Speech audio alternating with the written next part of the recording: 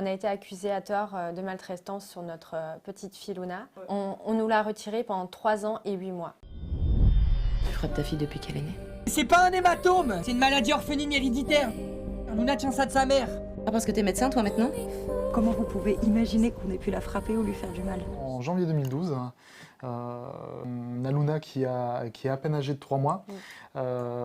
Sur 2 ou 3 jours, son état de santé va se dégrader. Luna va être transportée par le SAMU au CHU de Nancy, où elle va être prise en charge aux urgences puis en réanimation. Nous, on va être mis de côté pendant 4 à 5 heures où on n'est absolument pas au courant du déroulement et de ce qui se passe avec Luna. Quand on peut enfin la voir, elle est intubée. Et quand on la découvre, elle a cet œdème en fait sur la moitié de son visage. Qui pourrait faire penser que c'est un hématome. Par contre, on sent un certain mépris de ces soignants et on va tout de suite leur parler de la pathologie que Sabrina a. On va tout de suite leur dire qu'il y a une maladie orpheline dans la famille. Les symptômes de la maladie orpheline, qui est l'angioëdème neurotique héréditaire, c'est des œdèmes qui se mettent partout sur le corps, autant en externe qu'en interne.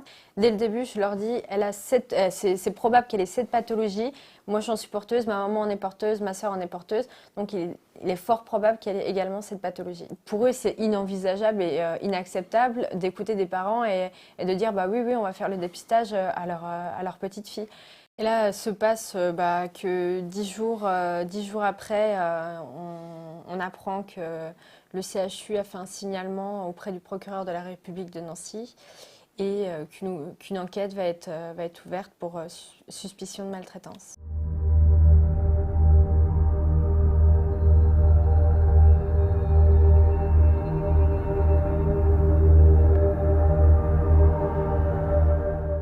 Quelques jours plus tard, ils viennent nous chercher, par contre là tous les deux, pour nous mettre en garde à vue. Là commence véritablement la descente aux enfers, puisqu'on va faire chacun 24 heures de garde à vue, 24 heures de garde à vue qui sont reprolongées par le parquet une nouvelle fois 24 heures. Ils ne vont pas nous lâcher et essayer de nous soumettre des aveux qu'ils avaient décidé, des histoires farfelues qu'ils avaient décidé de faire. Par exemple, ils essayent de me faire culpabiliser en me faisant presque dire que je suis un mauvais père et qu'en faisant l'avion avec Luna, j'aurais pu la faire tomber et lui occasionner ce méga œdème. Il y a une mesure de placement qui est décidée par le parquet pendant que nous sommes en garde à vue et on verra Luna seulement même quelques semaines après qu'elle sorte de l'hôpital, le temps de mettre en place ces fameuses visites médiatisées. Pour nous, c'était une fois par semaine dans un lieu neutre avec quelqu'un qui vous surveille. C'est très compliqué parce que le moindre chose que vous dites, ils vous écoutent, on devait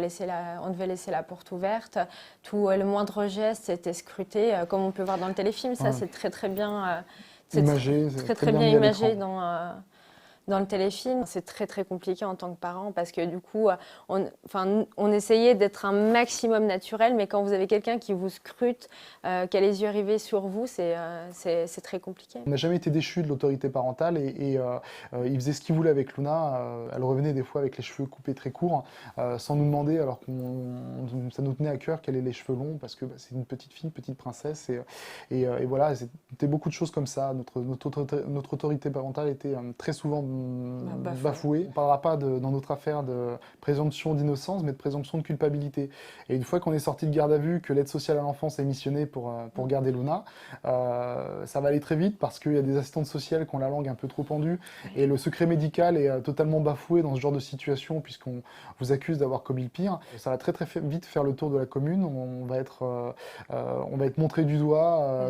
Quand on arrive avec les enfants pour jouer dans le parc, les gens s'en vont du parc ou retirent leurs enfants de l'aire de jeu.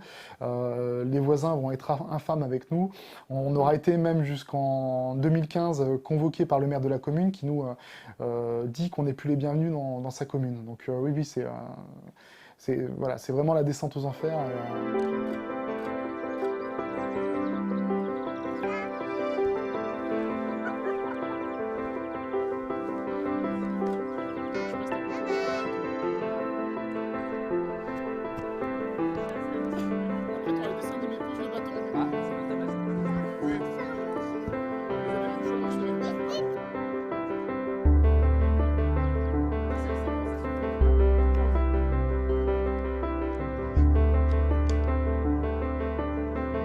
Luna s'est très vite adaptée le jour où on l'a récupérée en 2015, mais voilà, c'est un travail de longue haleine. Il va falloir encore continuer à travailler là-dessus. Elle a très vite appris à retrouver sa famille. Elle s'est très vite sentie chez elle, c'était quasiment inné. Mais voilà, il y a encore des choses qui sont difficiles. Elle a quelques problématiques liées, quelques retards encore liés à cette histoire, et il va falloir qu'on travaille encore là-dessus.